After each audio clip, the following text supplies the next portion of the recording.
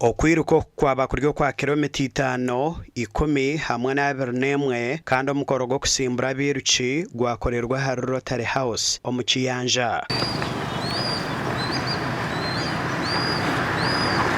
Ogwaba guryo murundo gwa kana okwiruka kuri kutebekanisa ba Rotary Club ya Mbarara n'ikigendererwa cyo kushoroza sente zo kwera kucendeza ko kufa kw'abana abari kuzarwa batashikire.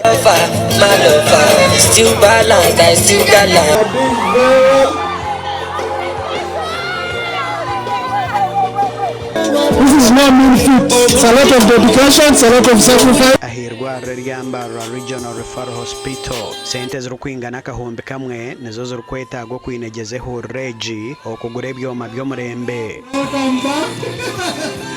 Welcome back.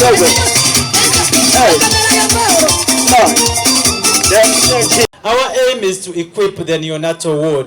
The need is still big, so we will still keep coming, as I mentioned. Thank you very much, everyone. For us as Vision Group to be part of this noble cause, and we thank God for being able to participate, and we look forward to participate in more other activities of this nature. Ebyo bikiryaho empaka z'amashomero ga senior ahabwa district ya Rukungiri zihendirizo baryanyemwe bazyo aho timu ya Bishop Ruhind Secondary School etwire chikopo cy'abasigazi omumpaka zo mpira gw'ebijere bwa nyuma yo kusinga timu ya Makobore High School gore mwe hari 0 omu finals. Ibiri yaje mu football is Marcarado hadi Perez Rosa so no kiviri abatwara Makobore High School ingina boxing kabiri bamutegura ezabishiki zisingirwa timu ya Agacencwire Secondary School etire St Jerome High School ndama na gori ibira hari 0 kandi emizane Giona ezanirwa ha Chai cya Rukungiri Stadium.